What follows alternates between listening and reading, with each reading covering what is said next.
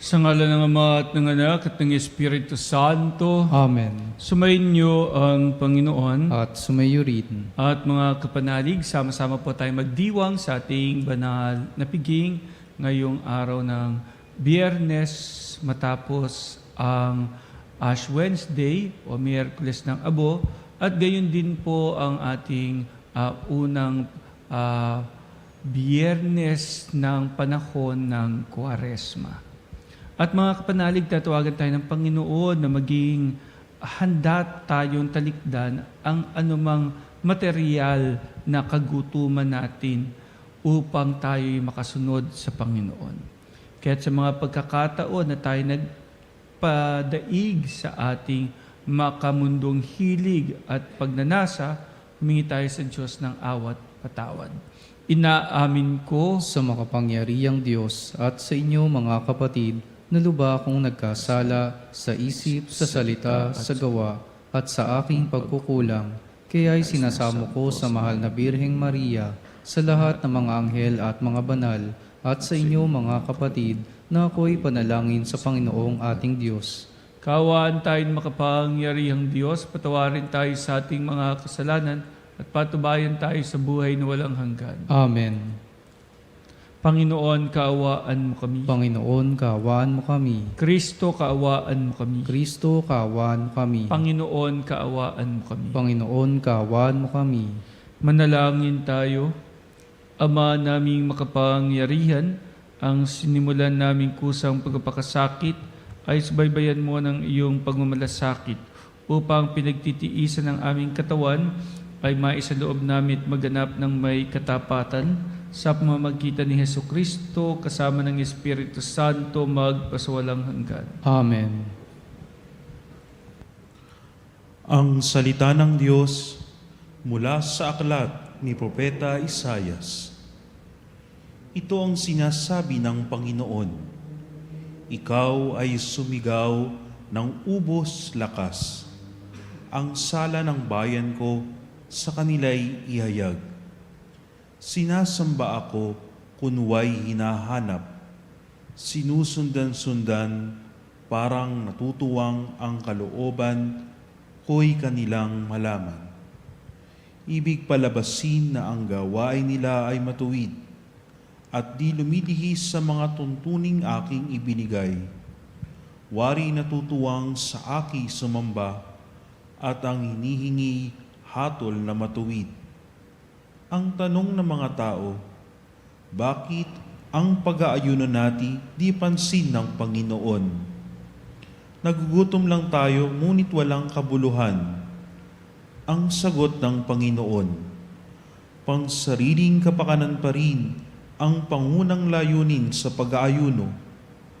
Habang ang nag-aayuno'y patuloy na inaapi ang mahihirap. Ang pag-aayuno'y ninyo'y umahantong lamang sa alitan hanggang kayo-kayo'y nag-aaway-away. Kung ang pag-aayunong ginagawa ninyo ay gayon din lamang, ang inyong pagtawag ay tiyak na hindi ko pakikinggan. Sa inyong pag-aayuno, pinahihirapan ninyo ang iyong sarili. Yumuyuko kayong parang damong hinihipan ng hangin. Nagdaramit kayo ng sako at nahihiga sa abo. Pag-aayuno na ba iyan? Akala ba ninyo'y nasisiyahan ako riyan? Ito ang gusto kong gawin ninyo. Tigilan na ninyo ang pang-aapi, lalipin, sa halip ay pairalin ang katarungan. Ang mga api palayain ninyo at tulungan. Ang mga nagugutom ay inyong pakanin. Patuloyin sa inyong tahanan ng walang tirahan. Yaong mga tao na halos subad na ay inyong paramtan. Ang inyong pagtulong at mga kasama ay huwag tatalikdan. At kung magkagayon, matutulad kayo sa bukang liwayway, hindi maglalaot, gagaling ang inyong sugat sa katawan. Ako'y laging sa inyo, ililigtas kayo at iingatan kahit saang lugar. Sa araw na iyon, Diringgin ng Panginoon ang dalangin ninyo.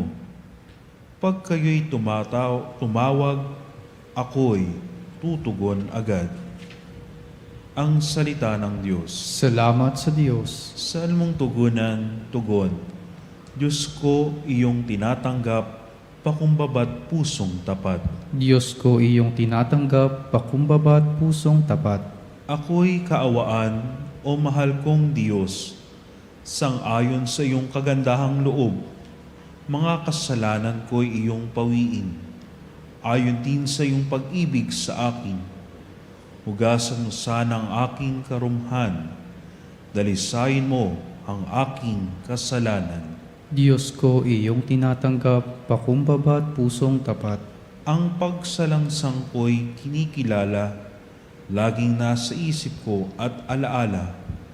Sa ilang ako nagkasalang tunay, ang nagawa ko'y di mo nagustuhan. Diyos ko, iyong tinatanggap, pakumbaba't pusong tapat. Hindi mo na nais sa mga paghandog, sa haing sinunog, di ka nalulugod. Ang handog ko, O Diyos, na karapat-dapat, ay ang pakumbaba't pusong mapagtapat. Diyos ko, iyong tinatanggap, pakumbaba't pusong tapat.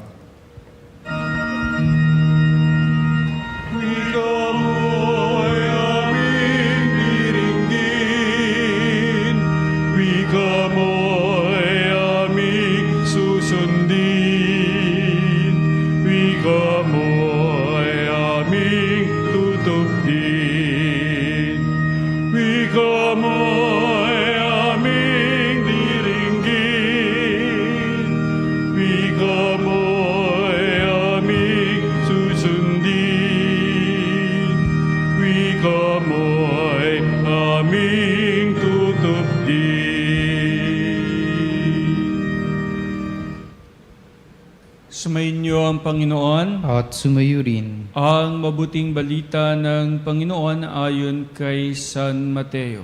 Papuri sa iyo, Panginoon. Noong panahong iyon, lumapit kay Jesus sa mga alagad ni Juan Bautista at ang wika, "Malimit kaming mag-ayuno, gayon din ang mga Pariseo. Bakit po hindi nag-aayuno ang inyong mga alagad?" Sumagot siya, "Maaari bang magdalamhati ang mga panauhin sa kasalan habang kasama nila ang lalaking ikinasal? Kapag wala na siya, saka pa lamang sila mag-aayuno." Ang mabuting balita ng Panginoon. Pinupuri ka namin, Panginoong Hesukristo. At mga kapanalig, sa atin pong ebanghelyo, bagamat maikli lamang, ay napakayaman po ng ating ebanghelyo ngayon. Magsimula po tayo doon sa tanong na malimit kami mag-ayuno, gayon din ang mga Pariseo. Yung malimit, yung madalas po namin itong gawin. Lagi po namin itong ginagawa. Bakit kayo hindi nyo ginagawa? Alam mo yung katotohanan na dahil palagi mong ginagawa, nagtataka ako ba't hindi ginagawa ng iba. Pero kapag ibinalik naman sa iyo ang tanong, malimit ba kayo mag-ayuno? Bakit? Bakit kayo malimit mag-ayuno? Siguro yung katotohanan na sasagutin natin yung dahilan na bakit, iyon ang magiging problema. Yung katotohanan na kasi lagi namin itong ginagawa, palagi namin itong ginagawa, nakasanayan namin itong gawin. Pero nauunawaan nyo ba kung ano yung ginagawa ninyo at kung bakit ninyo ginagawa? Kasi baka mamaya, hindi nyo na pala kailangan gawin, ginagawa nyo pa. O hindi ito ang tamang panahon para gawin yan, pero ginagawa nyo pa rin. Diba mga kapanalig, kung minsan ay yung nakasanayan na lang natin gawin kahit na kung tutuusin ay hindi na kinakailangang gawin o hindi na nararapat gawin. Sapagkat, hindi na. Parang gano'n na. Halimbawa, siguro maibibigay natin nga diyan ay kapag may mga bagay na dati ay naririyan pa. May mga bagay na dati ay naririyan pa. So, ganito lagi ang gagawin mo kasi naririyan pa yung mga bagay na yon. Halimbawa ay ipagdiriwang natin ang kapistahan na ito. Ano ang kapistahan? Kapistahan ng, halimbawa, sukang sasa. Sukang sasa. So ito ay pagdiriwang natin at lagi natin ipagdiriwang. Hanggang sa dumating ang panahon na naging sementado na at naging puro lupa na yung bayan na yon at wala nang tumutubong sasa. At makalipas ang maraming panahon, naging puro subdivision at bahay na yon, and then pagdiriwang pa rin ang kapistahan ng sasa. Pero ang tanong ay, meron pa bang sasa? Parang wala na. Wala na tayong sasa. Maghahanap pa tayo ng sasa ngayon para lang may pagdiwang ang sasa. So, kapag wala na, wala na. Merong time for everything. In other words, may tamang panahon para sa lahat. At sa ating ebanghelyo, yun ang nilinaw ng Panginoong Hesukristo. Bakit sila mag-aayuno at magdadalamhati kung kasama pa nila ang lalaking kakasalan? O sila'y nasa kasalan. Meaning ay nandito pa ang Panginoong Hesukristo. Kapiling pa nila. Pero kapag wala na, pag dumating na yung panahon na siya'y magpapakasakit, na siya'y mamatay sa krus, ito yung panahon ng pagdadalamhati. Ito yung panahon ng pag-aayuno.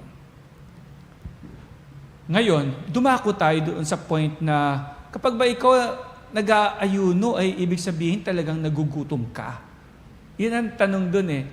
Kasi ang kagutuman lagi titignan natin ay yung kalam ng ating sikmura o di kaya yung kagutuman ng ating mga pagnanais at pagnanasa.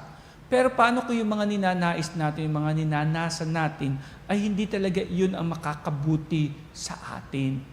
Kaya kapag tayo ay nagbabawas o nagtatanggal ng mga bagay na pinagnanasaan ng ating katawan na maaaring magdulot sa atin ng kasalanan, kapag tayo ay umiwas dito at hindi natin ito kinain, sinunggaban, binusog ang ating sarili sa ganitong makamundong bagay, ang tanong, nagugutom ba talaga tayo? Hindi. You will come to realize that ikaw ay nabubusog. Binubusog ka ng pagmamahal ng Diyos, binubusog ka ng Espiritu Santo, ng biyaya, ng pagpapala na nagpapabanal. Kuminsan kapag you give away something or you give up something, hindi ibig sabihin ikaw ay nauubusan o nawawalan. Nung bata kami, ang kinainis sa akin ng nanay ko ay uuwi ako ng bahay, sasabihin ko, "Nay, palitan nyo nga itong pencil case ko." "Bakit anak?" "Ayoko ng ganitong deceiver." Yung pong mga kaklase ko nakakahon po, magandang kahon na may magnet po na bumabubukas, sumasara. Ganun po ang gusto ko, sabi ko sa nanay ko. "O sige, bibili kita ng ganoon." Pagkatapos na maibili ko ng nanay ko, makalipas ng ilang buwan, "Nay, palitan nyo nga itong pencil case ko." "Bakit na naman anak?" Kasi yung pencil case po ng mga kaklase ko, bagamat may magnet, meron na rin pong pantasa. Bilhin niyo ako yung meron pong pantasa, yung may sulutan po ng lapis. "Anak, hindi ka na nasiyahan. Hindi ka na nakontento. Hindi tayo mayaman ha." Sasabihin sa akin ng nanay ko yun. Pero ibibili din ako ng nanay ko. Ganon din noong nagbabaon ako. Dati, merong Tupperware ang nanay ko, doon niya nilalagay yung kanin, tsaka yung ulam. Hanggang isang araw, umuwi ako, "Nay, ayoko ng Tupperware. Ang mga kaklase ko may lunchbox. Gusto ko lunchbox." "O sige, bibili kita ng lunchbox." Nabili ko ng lunchbox. "Nay, ayoko niyan." "Bakit?" Kasi walang picture Gusto ko po yung merong design, Superman. Bili niyo ako ng lunchbox na may Superman. Binili mo ako nanay ko. At ang sabi ng nanay ko, "Anak, hindi tayo mayaman. Hindi ka na nakontento, hindi ka na nasiyahan." Lagi na sasabihin sa akin yun. At hindi ko naiisip na bakit nga ba hindi ako nakontento, hindi ako sisiyahan. Pati yung kung ano ilalaman doon sa lunchbox ko, "Nay, gusto ko po, ayoko po ng isda. Ayoko po ng bangus. Gusto ko po, fried chicken, o kaya hotdog, o kaya, tocino, o kaya longganisa." Ako talagang sinasabi sa nanay ko kung anong gusto. "Anak, hindi tayo mayaman, hindi ka na nasaya, hindi ka na nakontento." Lagi ko narinig sa nanay ko yun. And hindi ko siya nagigets. Basta ang alam ko parang laging kulang. Totoo naman sinasabi nanay, ba't ako hindi masiyahan? Lagi ako may reklamo. Isang araw, kakain ako, binuksan ko yung lunchbox ko, umamoy yung longganisa. Ginutom ako, ang sarap kumain. Yung isang katabi ko, nakaklase ko, napatingin ako, tas nakita ko, pagbukas niya ng kanyang kanin lang. Sabi ko sa kanya, wala kang ulam? Sabi niya, okay lang kasi may asin yung kanin ko. Asin? Ulam mo asin? Oo, masarap yun. Pero alam ko, at naawa ako sa kanya kasi alam ko na hindi talaga sila may kaya sa buhay, na sila ay mahirap lang. In fact, nakikita kong laging bitin yung mga damit na suot niya. Tapos kuminsan ay para bagang ilang taon niya sinusuot yung damit niya. Kuminsan ay gusto kong sabihin sa kanya parang madilaw na at hindi na maputi ang kanyang damit. Pero higit sa lahat, nakita kong kanin ng kanyang uulamin. At ang sabi ko sa kanya, alam mo, sabi ko sa kanya, ang dami-dami ng longganisang ito. Biruin mo, 3 piraso, isa lang naman makakain ko. Baka gusto mo sa'yo na lang yung 2. Tulungan mo naman ako. Yung para bagang ako pa yung humihingi ng tulong sa kanya. Tulungan mo naman ako, hindi ko mauubos yung longganisang ito. Although, ang totoo, kahit 4 na longganisa, kaya kong ubusin. Kaya lang, ayoko mapahiya siya na kawawa ka naman, bibigyan lang kita ng longganisa. Ayoko ganun eh. Gusto ko sabihin sa kanya na, tara, share na tayong pagkain kasi sobra-sobra sa akin ito. Nangiti siya, natuwa siya. Kinuha niya. At ang sarap ng kain niya. And for the first time in my life, nabusog ako. Kahit na hindi pa ako kumakain, busog na ako. I felt so happy na yung kaklase ko na hindi nakakatikim ng ganong pagkain ay nakakain ng masagana at siya'y nabusog. Kapag pala meron kang hindi kinain at ibinigay mo sa iba at nabusog sila, parang nabusog ka na rin. Parang nabusog ka na rin. Kaya nga, parang ganun kuminsan ng fasting. Yung somehow you are giving up. Parang sinasakripisyo ko ito. Hindi ko to kakainin. Pero kapag nakita mo kung ano ang halaga nung hindi mo kinain at naipakita mo sa iba na hindi ako kumain kasi I did it out of love. Hindi ako kumain kasi merong ibang nabusog. Hindi ako kumain dahil I was able to share. You come to realize na nakakabusog pala yun. Nakakabusog pala yung sagana ka, yung kapatid mo hindi. Bibigyan mo yung kapatid mo. Share mo sa kapatid mo. And I thank God na bata pa lang, naisip ko na yung mga bagay na wala yung iba, kapag pala na ibibigay ko, natutuwa ang puso ko, natutuwa ako, nabubusog ako. Hindi yung busog sa sikmura, kundi busog sa kalooban. Ikaw, kapanalig, when was the last time na naramdaman mong nabusog ang kalooban mo dahil nabusog mo yung ibang nagugutom? Sana maramdaman mo kung gaano kasarap sa kalooban yung ganoon. Na meron kang sinacrifice, na meron kang give up. Na may mga bagay na gusto mo at kailangan mo pero mas higit kang natuwa sapagkat naibigay mo to sa iba na mas higit na nangangailangan. At kuminsan, pag ginagagawa nating mag-sacrifice, we are able to show that love hindi lamang sa ating kapwa, kundi sa Panginoon. Sana kapanalig, kaya mong mag-offer and sacrifice at magbigay. And mararamdaman mong busog na busog ang iyong kalooban. Amen.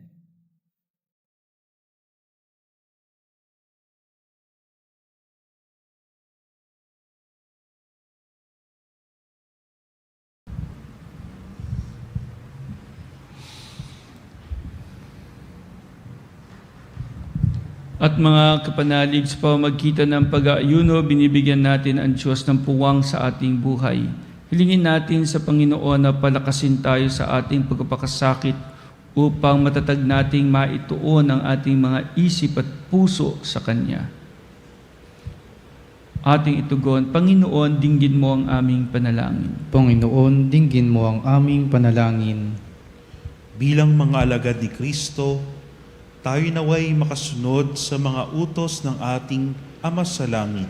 Manalangin tayo sa Panginoon. Panginoon, dinggin mo ang aming panalangin. Ang bayan ng Diyos, naway magtiyaga sa kanilang mga pagsasakripisyo ngayong Kwaresma, manalangin tayo sa Panginoon. Panginoon, dinggin mo ang aming panalangin. Ang ating mga pagtitimpi at pagpipigil sa sarili, alang-alang sa Panginoon, naway matumbasan ng kaligayahan sa piling niya. Manalangin tayo sa Panginoon. Panginoon, dinggin mo ang aming panalangin. Ang mga may sakit, nasa bingit ng kamatayan at namimighati sa buhay, naway mapuspos ng biyaya ng Diyos. Manalangin tayo sa Panginoon. Panginoon, dinggin mo ang aming panalangin. Ang namayapa nating mga kamag-anak at mga kaibigan, naway malayang makabahagi sa buhay ng Diyos. Manalangin tayo sa Panginoon. Panginoon, dinggin mo ang aming panalangin. Ama namin nasa langit, ipagkaloob mo sa amin ang lakas upang mailaan namin ang mga sarili na mamuhay ayon sa Espiritong nanahan sa amin na siyang lulupig sa aming mga kahinaan upang lubos kami makabahagi sa muling pagkabuhay ng aming Panginoong Hesukristo. Amen.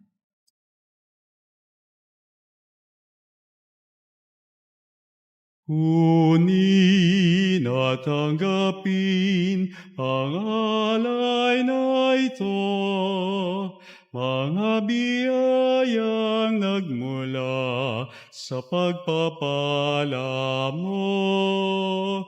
Tanda ng bawat puso pagkat inibig mo, ngayon nananalig, nagmamahal sa'yo. Tinapay na nagmula sa butil ng trigo, pagkaing nagbibigay ng buhay mo. At alak na nagmula sa isang tangkay ng ubas, inuming nagbibigay lakas. Kunin at tanggapin ang alay na ito, mga biyayang nagmula sa pagpapala mo. Handa ng bawat puso pagkat inibig mo, ngayon nananalig, nagmamahal sa'yo. Manalangin kayo mga kapatid upang ating paghahain ay kalugdan ng Diyos Amang makapangyarihan. Tanggapin nawa ng Panginoon itong paghahain sa iyong mga kamay, sa kapurihan niya at karangalan sa ating kapakinabangan at sa buong sambayanan niyang banal. Ama naming lumikha, iniaalay namin ang aming mga ginaganap sa 40 araw na paghahanda bilang aming hain na nagpapagindapat na iyong kalugdan ng aming kalooban at nagdudulot ng kakayanan sa pagtitimpi namin sa pamamagitan ni Hesukristo kasama ng Espiritu Santo magpasawalang hanggan. Amen. Sumainyo ang Panginoon. At sumayo rin. Itaas sa Diyos ang inyong puso at diwa. Itinaas na namin sa Panginoon. Pasalamatan natin ang Panginoong ating Diyos. Marapat na siya ay pasalamatan. Ama naming makapangyarihan, tunay ngang marapat na ikaw ay aming pasalamatan sa pamamagitan ni Hesukristo na aming Panginoon. Binibigyan mo kami ng bagong pagkakataon upang ganapin ang paghahanda ngayon para sa pagdiriwang na muling pagkabuhay. Kaysa ng iyong anak na minamahal, aming inilalaan ang panahon, talino at yaman para ganapin ang iyong kalooban na ang kapwa-tao ay lubos na damayan. Sa pagdiriwang namin sa aming pagsilang bilang mga kaanib ng iyong sambayanan, kami yung pinagkakamit ng katayuang ganap sa pagtatangkilik. Kaya kaisa ng mga anghel nagsisiawit ng papuri sa iyo na walang humpay sa kalangitan, kami nagbubunyi sa iyong kadakilaan.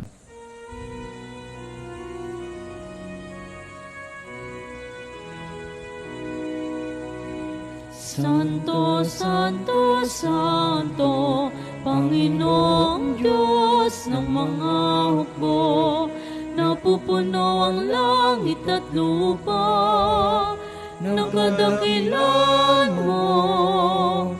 Hosana, Hosana sa kaitaasan. Pinagpalang na paririto sa ngalan ng Panginoon. Hosana, Hosana sa kaitaasan.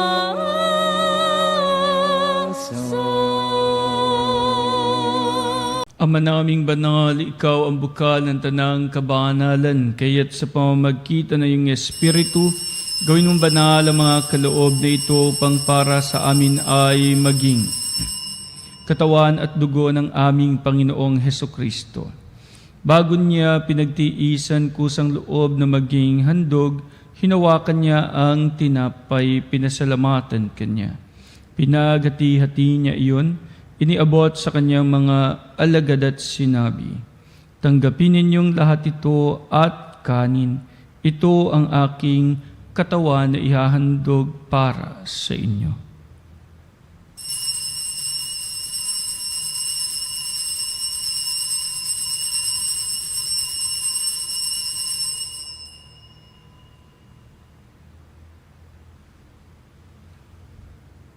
Gayon din naman nung matapos ang hapunan, hinawakan niya ang kalis, muli kanyang pinasalamatan. Iniabot niya ang kalis sa kanyang mga alagad at sinabi, "Tanggapin ninyong lahat ito at inumin. Ito ang kalis ng aking dugo, ng bago at walang hanggang tipan. Ang aking dugo na ibubuhos para sa inyo at para sa lahat, sa ikapagpapatawad ng mga kasalanan. Gawin ninyo ito sa pag-alala sa akin."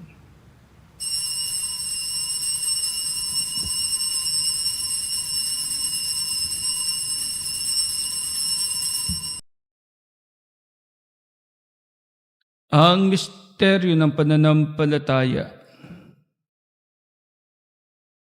Si Kristo'y namatay, si Kristo'y nabuhay, si Kristo'y babalik sa wakas ng panahon. Ama, ginagawa namin ngayon ang pag-alala sa pagkamatay at muling pagkabuhay ng iyong anak. Kaya't iniaalay namin sa iyo ang tinapay na nagbibigay buhay at ang kalis na nagkakaloob ng kaligtasan. Kami nagpapasalamat dahil kami iyong minarapat na tumayo sa harap mo para maglingkod sa iyo. Isinasamo namin kami magsasalo-salo sa katawan at dugo ni Kristo ay mabuklod sa pagkakaisa sa pamamagitan ng Espiritu Santo. Ama, lingapin mo ang iyong simbahang laganap sa buong daigdig. Puspusin mo kami sa pag-ibig ni Elias naming obispo at ng Tanang Kaparian. Alalahanin mo rin ang mga kapatid naming nahimlay na may pag-asang sila'y muling mabubuhay. Gayon din ang lahat ng mga pumanaw. Kaawaan mo sila at patuloyin sa iyong kaliwanagan. Kaawaan mo at pagidapatin kaming lahat na makasalo sa iyong buhay na walang wakas. Kaisa ng mahal na Birheng Maria, Ina ng Diyos. Ng kanyang kabiyak ng puso si San Jose, kaisa ng mga apostol at ng lahat ng mga banal na namuhay dito sa daigdig ng kalugod-lugod sa iyo. May pagdiwang nawa namin ang pagpupuri sa ikararangal mo sa pamamagitan ng iyong anak na aming Panginoong Hesukristo. Sa pamamagitan ni Kristo, kasama niya at sa Kanya ang lahat ng parangal at papuri sa iyo, Diyos Ama makapangyarihan, kasama ng Espiritu Santo magpasawalang hanggan. Amen, amen, amen. Bilang isang bayan ng Diyos at tinipo sa pag-ibig, dumulog tayo sa Ama sa panalangin itinuro ng ating Panginoong Hesukristo.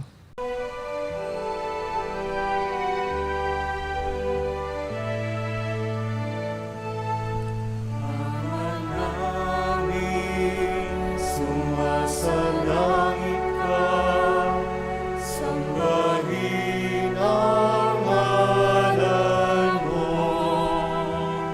Mapasa amin ang kaharian mo, sundin ang loob mo. Dito sa lupa, parang sa langit, bigyan mo po kami ngayon ng aming kakanin sa